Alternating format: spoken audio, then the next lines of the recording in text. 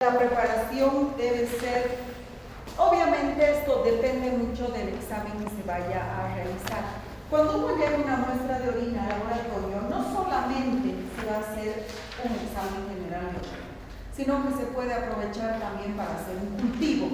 Entonces, ustedes ya saben que para recolectar una muestra para un cultivo tiene que ser el chorro medio, previa limpieza de genitales externos.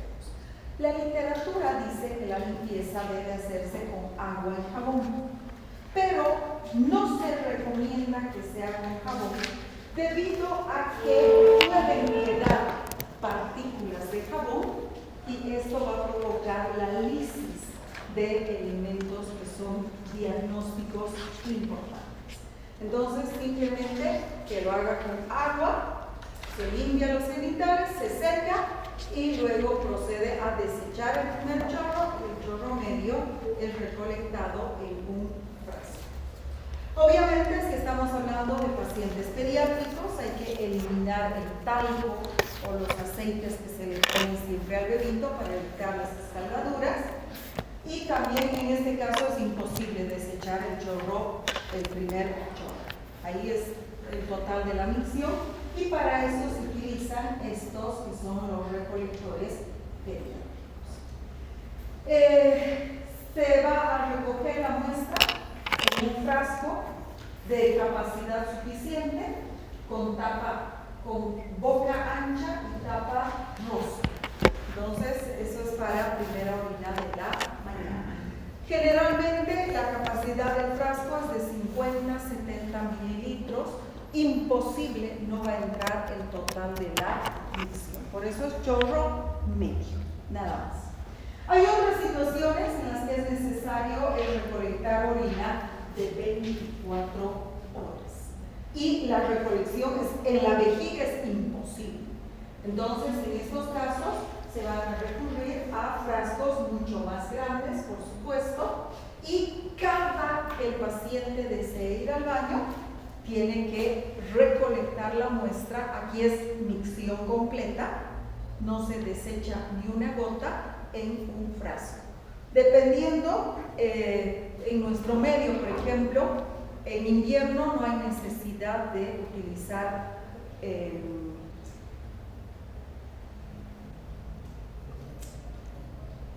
¿cómo se llama?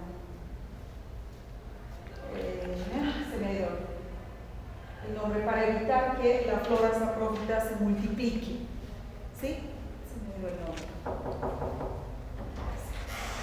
Pero en verano, si es que no se introduce la muestra en refrigeración, entonces la flora saprófita va a empezar a multiplicarse. No se olviden, conservantes. ¿Sí? En nuestro medio en invierno no es necesario utilizar conservantes, pero en verano sí. Ahora, si estamos en Santa Cruz, en Beni, en Pando, siempre tiene que ser la muestra con conservantes. Y el laboratorio sabe qué conservante le va a poner al frasco, porque este frasco, que tiene una capacidad mínima de 2 litros, es lo que generalmente se elimina en 24 horas, tiene que tener su conservante. Estas son bolsas para cateterización de la vejiga, es otra forma de recolección también de las muestras. Obviamente tiene que ser, vamos a ver que cuando el paciente está con sonda vesical permanente, no nos sirve la orina que está en la bolsa, porque esa orina ¿de cuándo será? Entonces, ¿qué es lo que tenemos que hacer? Hay que punzar. Hay que primero pinzar la manguerita colectora, ¿sí? Por debajo de la uretra y por encima de la bolsa. Entonces, a veces no tenemos una pinza, pero lo que se hace es doblar la manguera y luego se punza la manguerita y con jeringa se saca, ¿sí? Pero orina que está viniendo del cuerpo del paciente, de la vejiga, ¿no? Que está subiendo de la bolsa colectora. ¿Sí? Entonces, de esa forma se va a conseguir las muestras de orina. Pásamelo, por favor. No quiero pasar.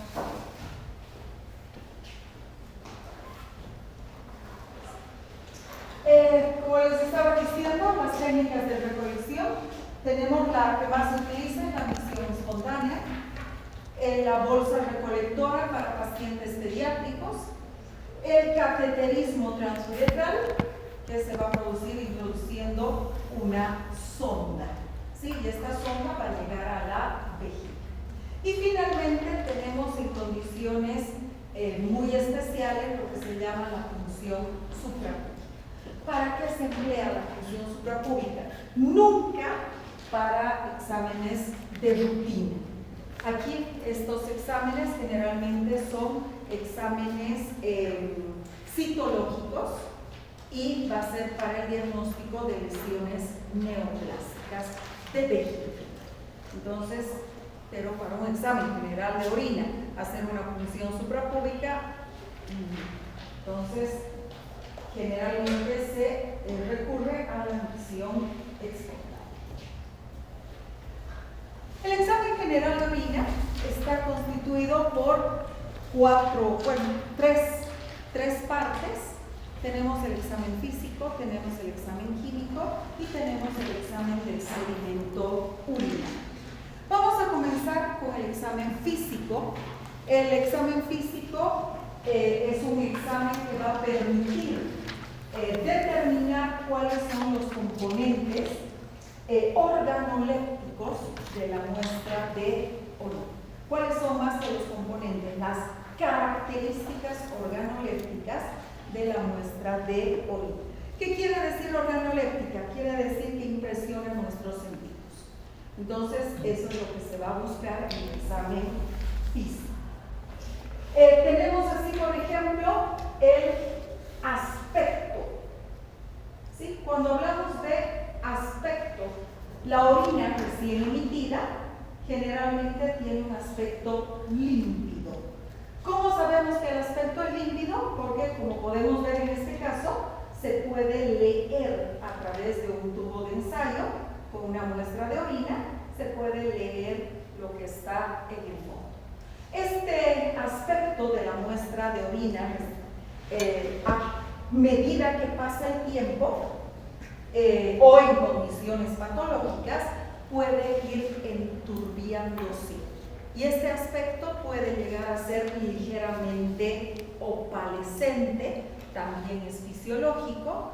Generalmente es como consecuencia de presencia de filamento de moco. Y eso sabemos que es fisiológico.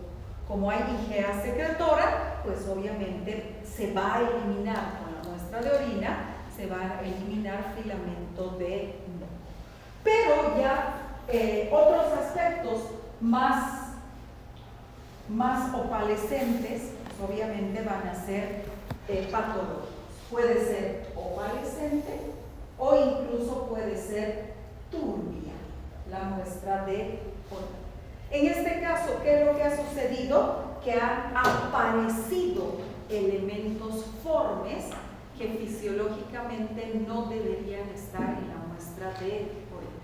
Estamos hablando, por ejemplo, leucocitos, puede ser eritrocitos, pueden ser otros elementos como por ejemplo células epiteliales de descamación, puede haber elementos totalmente patológicos como cristales o cilindros, incluso bacterias, hongos. Entonces cualquiera de estos elementos formes nos va a enturbiar la muestra de orina. No estoy utilizando ningún aparato, simplemente a simple vista hay que mezclar obviamente la muestra y voy a ver si puedo leer a través de ella un texto o no. El color de la muestra de orina va a ir en los tonos de amarillo.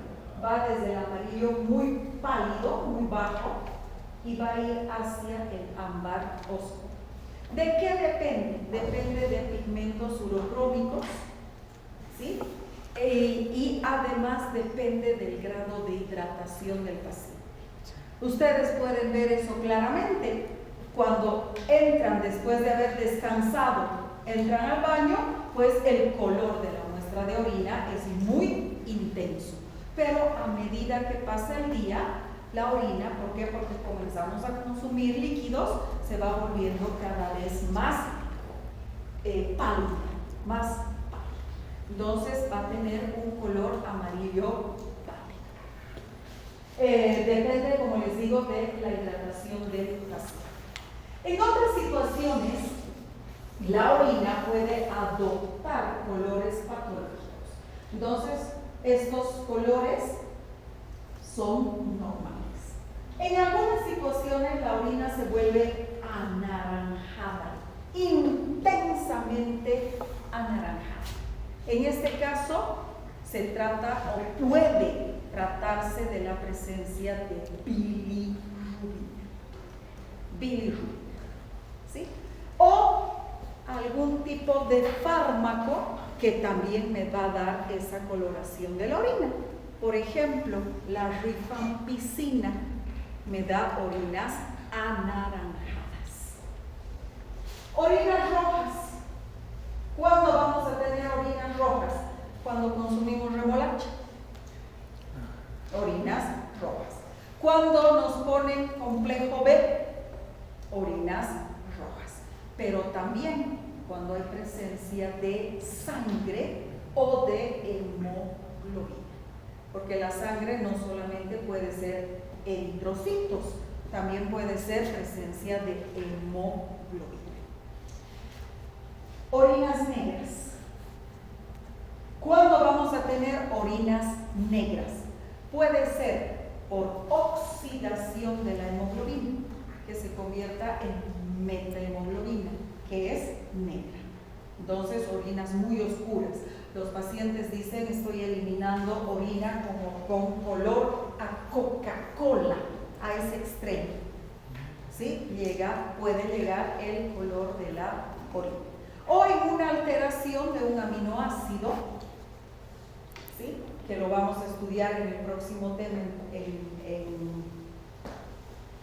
en teoría, y se debería a la presencia de un ácido que se llama ácido genticinato, ácido genticínico, es el genticinato. Eso no se preocupen, vamos a ver en teoría. ¿Sí? La enfermedad se llama alcaptonuria. ¿Sí? Entonces vamos a tener orinas negras. De inicio son normales, amarillitas, pero por acción del oxígeno la orina se va a ir tornando negra. En otras situaciones la orina puede ser blanca, como leche. No estoy diciendo transparente, estoy diciendo blanca como leche. ¿En qué situaciones? En lo que se conoce como piurias o quilurias severas. ¿Qué sería piuria? Presencia de pus. Entonces ahí vamos a tener orinas blancas. Y quiluria es presencia de kilomicrones, presencia de grasas en la muestra de orina. En otras situaciones la orina puede ser verde o azul.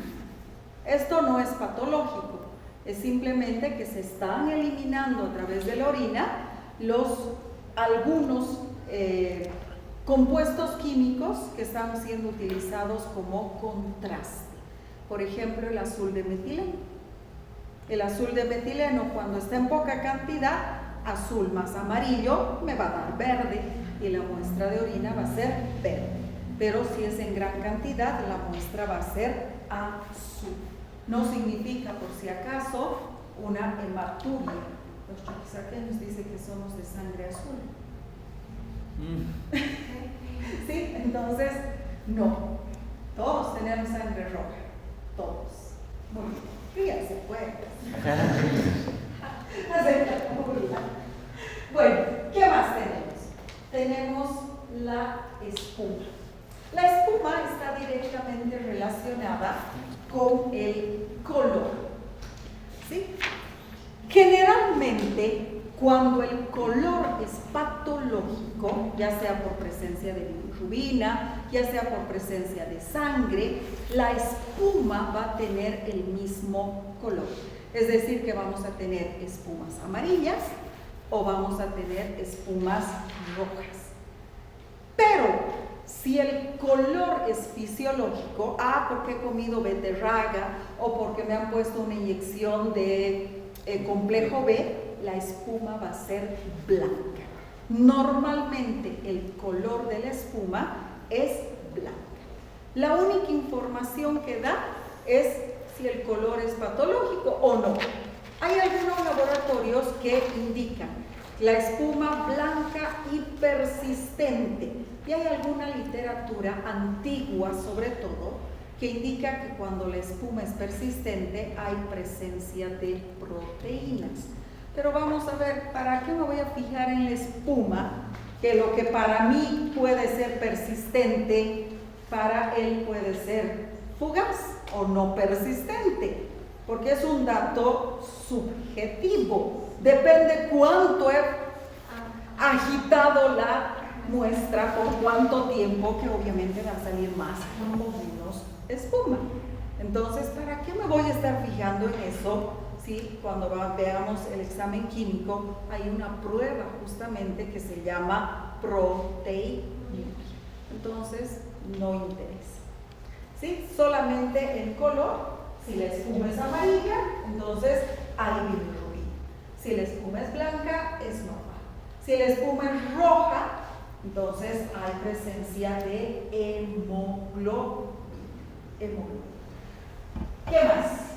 El olor. La muestra de orina recién emitida, fisiológica, puede tener o tiene un olor sui generis. ¿Qué significa? Característico. El olor de la orina es inconfundible, no podemos compararla con otro olor, ¿sí? Entonces eso es inconfundible, por eso se dice que el olor es sui generis, característico, típico, propio de la muestra de orina. En condiciones fisiológicas, el olor puede modificarse, igual que el color, por el consumo de fármacos o por el consumo de alimentos. Fármacos, los antibióticos. ¿Alguna vez ustedes han estado en tratamiento antibiótico? Eliminan orina y todo el baño huele al antibiótico, sobre todo complejo B, sí, que no es un antibiótico, pero el complejo B huele horrible, ¿sí? Uno entra a una farmacia y el olor a farmacia es por el complejo B, directamente, ¿sí? Entonces, ese es un olor medicamentos. Los antibióticos también tienen olor. ¿Qué otro olor? Los alimentos, sobre todo el consumo de espárragos, va a provocar también un olor típico, característico en la muestra de orina. Hay otros olores que también pueden ser característicos, por ejemplo, en infecciones urinarias. Cuando un paciente tiene infección urinaria, podemos tener dos tipos de olores, lo que se llama el olor amoniacal y el olor fétido. El olor amoniacal es olor a amoníaco. ¿Qué quiere decir? Que este paciente está con un proceso, una infección urinaria causada por bacterias que utilizan la urea y la convierten en amoníaco. Entonces aquí tenemos olor amoniacal. El olor amoniacal es un olor irritante, es un olor fuerte que cuando uno abre el frasco, inmediatamente es como si estuviéramos entrando al anfiteatro. No es de amoníaco lo que hay en el anfiteatro. En el anfiteatro se utiliza formol, pero da esa misma sensación, ¿sí? Los ojos se irritan, ¿sí? Entonces ese es el olor amoníaco. Mientras que el olor fétido, ¿cuál es? Es el baño sanitario público. Es el olor a baño público, ¿no? Entonces, ¿qué es lo que ha sucedido? En este caso, el paciente está eliminando orina con ese olor. ¿Por qué? Porque se está produciendo, es causada, este es por el olor amoniacal, son bacterias que utilizan la urea como fuente de nitrógeno y la convierten en amoníaco. En este caso se utilizan, cuando el olor es perdido, se utilizan los nitratos, que son convertidos en nitritos. Y estos nitritos son los que le dan a la orina el olor fétido. ¿Por qué los baños tienen ese olor? Porque no se hace la limpieza cada día, como hacemos en nuestros domicilios. Entonces, y además a veces no hay agua, no se bota el agua, está lleno de orina, incluso el piso. Entonces las bacterias se van multiplicando, el calor, y lo que se está produciendo es que la orina se pudre. Textualmente es orina podrida. Ese es el olor fétido. Pero si mi paciente tiene infección urinaria, también va a eliminar orina con este olor. Está comprendido. Otros olores. Podemos tener olores muy agradables. Olores a pera o a manzana. ¿En qué situaciones? Olor se llama frutado.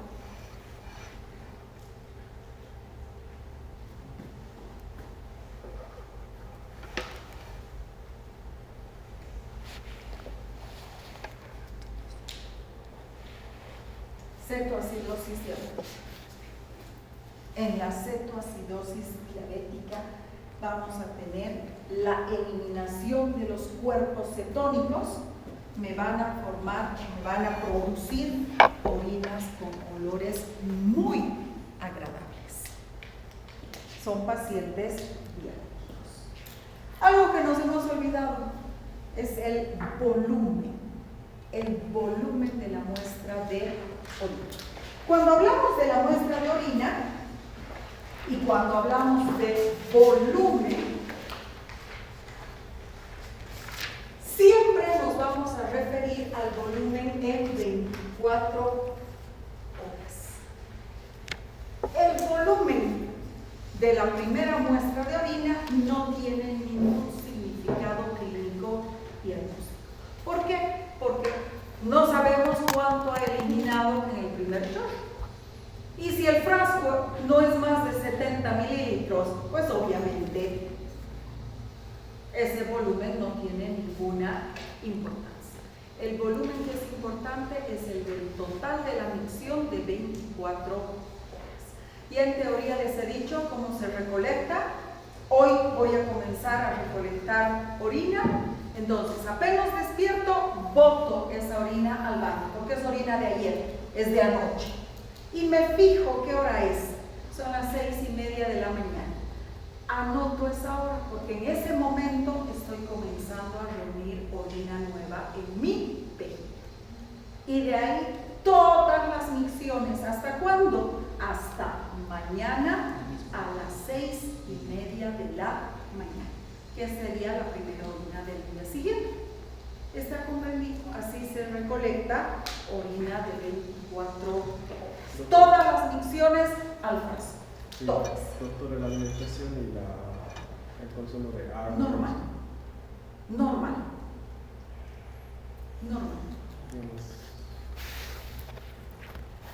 Perdón. Sí, normal.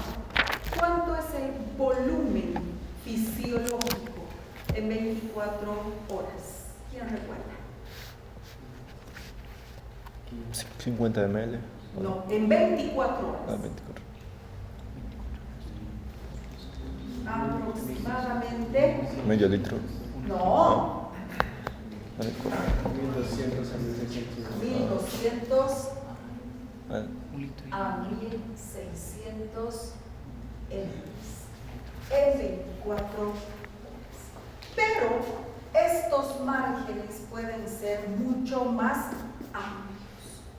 ¿Por qué? Porque se considera oliguria, primero,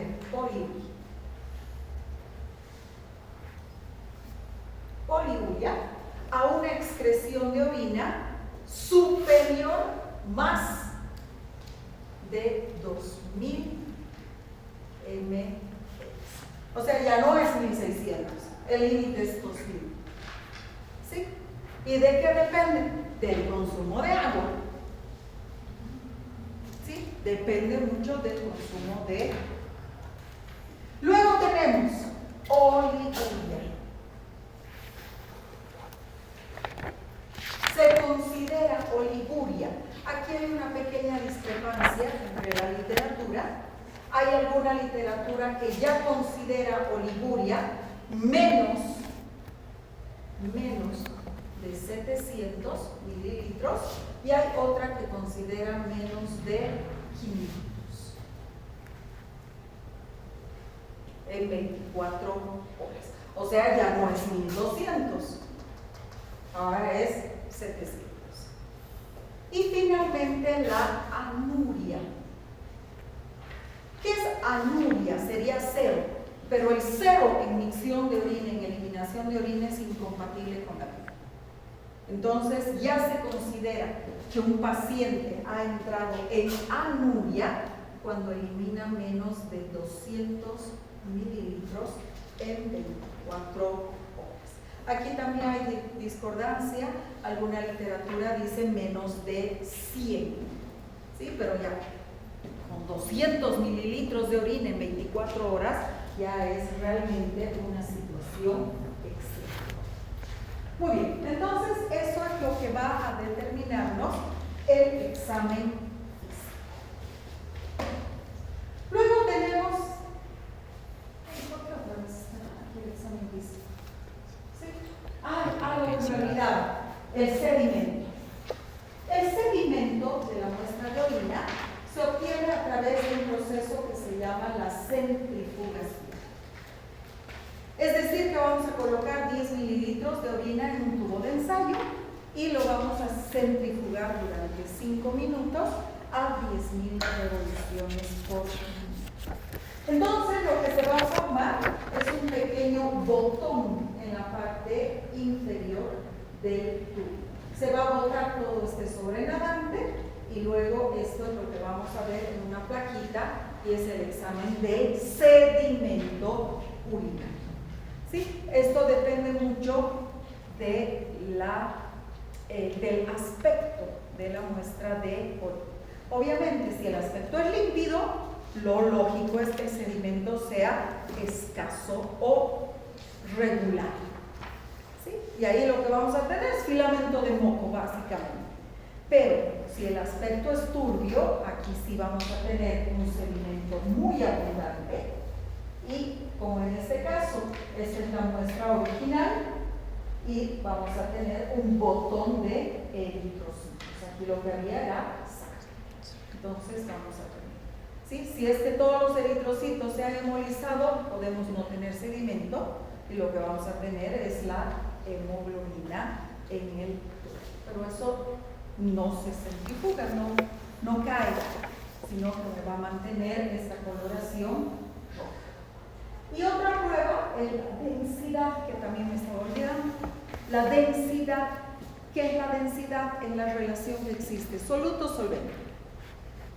Entonces, la densidad de la muestra de orina depende de la primera muestra de orina, la densidad está entre 1.024,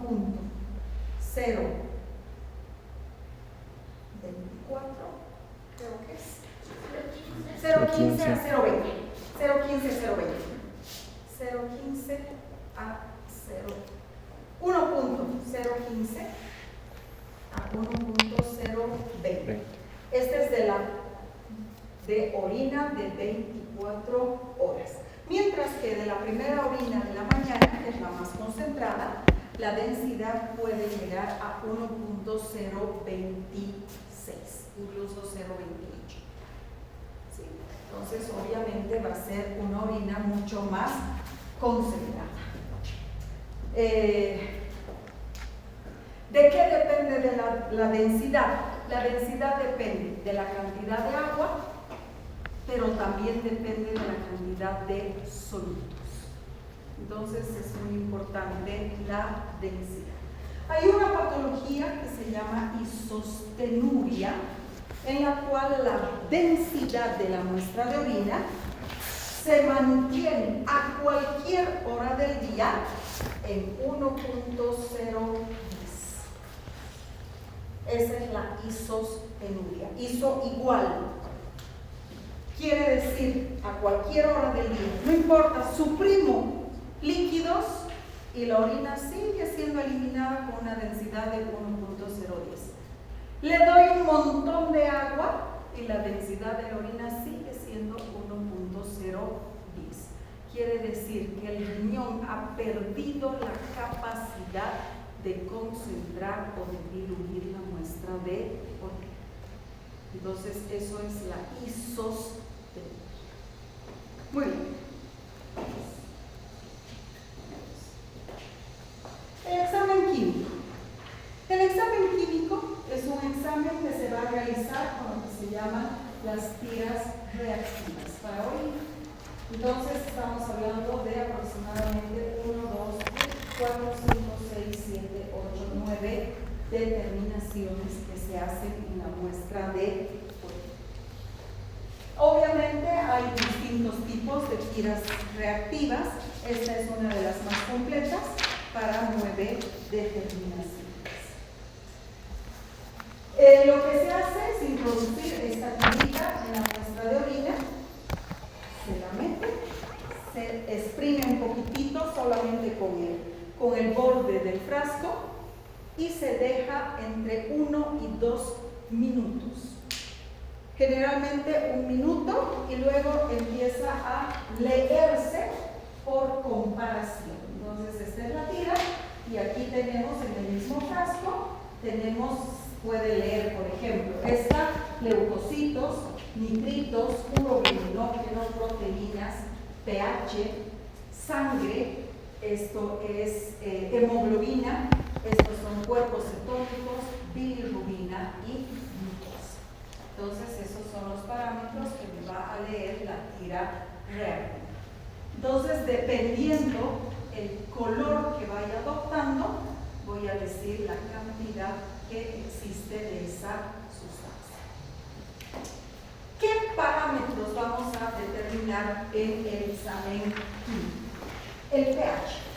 El pH de la orina recién emitida es ligeramente ácida. Tenemos un pH que puede ir, dependiendo mucho de la dieta, desde 6 hasta 8. ¿Sí? Si la dieta es rica en proteínas, el pH va a ser ácido. Si la dieta es rica más bien en vegetales, el pH va a ser alcalino. Existen muchas patologías que nos alteran el pH. No nos olvidemos que los riñones me regulan el pH. Entonces, todo lo que me produzca acidosis metabólica me va a producir orinas ácidas. Todo lo que me produzca alcalosis metabólica me va a producir orinas alcalinas. Los alimentos influyen de manera importante sobre el pH. ¿Y qué más? Los procesos infecciosos. Las infecciones causadas por estas bacterias que utilizaban la urea y la convertían en amoníaco. El amoníaco es alcalino, entonces el pH va a ser alcalino. ¿Qué pasa con estas otras? Los nitritos son ácidos, entonces el pH más bien va a ser ácido. ¿Para qué sirve el pH de la orina? En realidad, como depende tanto del pH del organismo, el pH de la orina sirve más que todo para evitar la formación de cristales. y el pH se puede regular. Si el pH de la orina es ácido y yo quiero que sea alcalino, pues le doy bicarbonato de sodio al paciente. Si el pH es alcalino y quiero que sea ácido, ¿cómo hago? Le doy ácido ascórbico, le doy vitamina C. Y de esa forma regulamos el pH. Entonces, básicamente para eso sirve el pH. Las proteínas. Cuando hablamos de proteínas, ¿puedo borrar? Sí, porque aquí sí vamos a hablar bastante.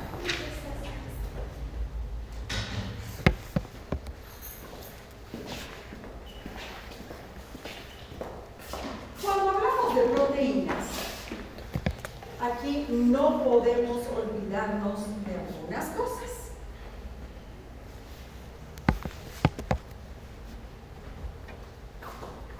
Que cuando hemos hablado de proteínas en teoría, hemos dicho que cuando hacemos un proteinograma, nosotros vamos a tener unas curvas, ¿sí? Y vamos a tener proteínas que tienen carga eléctrica negativa. Vamos a tener proteínas que pueden tener carga eléctrica menos negativa. Todas tienen carga eléctrica negativa. O pueden tener, vamos a decir, negativas y neutras. Menos negativas, mucho menos negativas. Por un lado. Por otro lado, tenemos proteínas grandes y tenemos proteínas pequeñas. Y generalmente las grandes tienen carga negativa y las pequeñas tienen carga menos negativa. Entonces, ¿qué otra cosa sabemos? Sabemos que el glomérulo renal tiene carga eléctrica negativa y que estas proteínas grandes, ya que además tienen carga eléctrica negativa, fisiológicamente no se filtran. Pero las pequeñas, que básicamente tienen una carga eléctrica neutra, porque tienen poca cantidad de carga eléctrica negativa, estas sí se filtran. Pero son demasiado importantes, porque aquí estamos hablando de una gran cantidad de anticuerpos, por ejemplo, ¿sí? Que son proteínas pequeñitas, son demasiado importantes para que se eliminen a través de la orina. Por lo tanto, el 99% del total de la proteína filtrada va a ser reabsorbida. ¿Dónde? En los túbulos renales. A nivel de los túbulos renales. Solo de la filtrada, no estoy diciendo el 99% del total de la proteína circular. El 99% del total de la proteína filtrada va a ser reabsorbida por los túbulos renales. Lo que significa que solo un 1% de la proteína sérica o sérica está presente en la orina. ¿Qué más tenemos en la orina? En la orina, o plasmática, mejor, proteína plasmática se encuentra en la orina. Solo el 1% de esta filtrada. ¿Qué más tenemos? Tenemos proteínas que van a ser secretadas, principalmente a nivel tubular. Y dentro de esta proteína secretada, tenemos una que es muy importante, que es la mucoproteína de TAM fosfato. Es la mucoproteína de TAM fosfato, que es una mucoproteína secretada por los túbulos renales. En total, ¿qué cantidad de proteína vamos a tener en orina de 24 horas?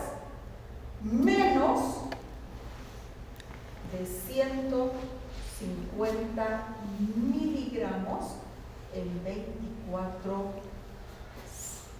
Una cantidad mínima, porque estamos hablando de 2 litros de orina. Si comparamos con la cantidad de proteínas que hay en el plasma, que es de solamente albúmina, 3,5 a 4,9, hasta 5 gramos de albúmina en 100 mililitros de sangre. O sea, 5,000 gramos de albúmina en 100 mililitros de sangre. O sea que esto es nada. Por eso es que se dice que no existen proteínas en la orina. Fisiológicamente no existen proteínas en la orina. Existen, pero en una cantidad mínima, menos de 150 en 24 horas. Ahora, causas de proteinuria. Puede haber una proteinuria fisiológica. ¿Cuándo vamos a tener proteinuria fisiológica? Después de haber, perdón. No, dime. En el embarazo. Vamos a tener proteinuria fisiológica en el embarazo. ¿Por qué? Por la presión del feto. ¿Cuándo más vamos a tener proteinuria fisiológica? Cuando hace mucho frío intenso. Va a provocar proteinuria fisiológica. Cuando el paciente tiene fiebre o cuando el paciente realiza ejercicio físico.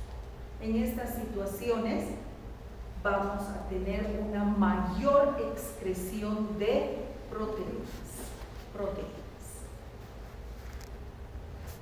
Estoy diciendo mayor excreción, quiere decir que la membrana glomerular va a permitir que las proteínas se filtren y no puedan ser reabsorbidas.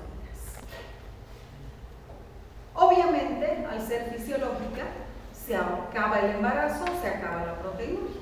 Se acaba la fiebre, se acaba la proteinuria, o se acaba el frío o el ejercicio físico y se acaba la proteinuria. Patológicamente, ¿qué tipo de proteinurias podemos tener? 2. ¿Por qué? Porque hay proteínas que no se filtran. Y si el problema está en el glomérulo renal, esta proteína que fisiológicamente no se filtra va a comenzar a filtrarse. ¿Y cuál es la proteína que no se filtra? La albúmina. Entonces el problema está en el glomérulo renal. Pero ¿qué sucede si la proteína filtrada no puede ser reabsorbida? Entonces también vamos a tener una proteinuria tubular. Y en este caso vamos a tener proteínas pequeñas, no algunas. ¿Está comprendiendo? Entonces eso es lo correspondiente a proteína. Y para concluir por hoy, la glucosa es una molécula que fisiológicamente se filtra. ¿Por qué? Porque es neutra y es pequeña. Entonces la glucosa fisiológicamente se filtra a nivel glomerular. Pero el 100% de glucosa filtrada se reabsorbe. ¿Puedo borrar esto? Entonces, el 100% de proteína, de glucosa filtrada se reabsorbe. Cuando hablamos de glucosuria, tenemos que hablar de un concepto que se llama umbral renal para glucosa. como vamos a ver, no solo hay umbral renal para glucosa, hay umbral renal para cuerpos cetónicos también. Entonces, ¿qué es el umbral renal? El umbral renal es el límite, es la capacidad máxima que tienen los túbulos renales para reabsorber glucosa. Y el umbral renal tiene un valor entre 160 y 180 miligramos por decilitro de glucosa sanguínea. ¿Qué quiere decir? Quiere decir que si la glicemia, glucosa hemia en sangre, está por debajo de 180, el 100% de glucosa filtrada se reabsorbe. Pero, ¿qué sucede si la glicemia es mayor a 180? El 100% de glucosa no va a poder ser reabsorbida y vamos a tener glucosuria. Esto es lo que pasa en los pacientes diabéticos. No hay daño renal, por lo menos de inicio, y tienen glucosuria. ¿Por qué? Porque sus niveles están en 200, 250, 300, 400. Entonces, los túbulos renales pierden la capacidad de reabsorber el 100% de glucosa. ¿Está comprendido? Eso es simplemente, esta sería, no voy a decir una glucosuria fisiológica. ¿Por qué? Porque la diabetes es una patología, ¿sí? Pero la eliminación de la glucosa es fisiológica, porque se ha superado el umbral renal. Y esto es normal, ¿sí? Ahora, ¿qué sucede si el túbulo renal está enfermo? El paciente tiene una enfermedad tubular, entonces también vamos a tener una glucosuria, pero en este caso va a ser patológica, tubular. Entonces hay dos situaciones en las que se puede observar glucosuria, porque el paciente tiene hiperglicemia o porque tiene una enfermedad tubular. ¿Está comprendido? ¿Sí? Muy bien. Aquí vamos a quedar. La próxima semana terminamos, nos faltan cuerpos cetónicos, nos falta bilirrubina, nítricos, sangre y todo el examen de sedimento.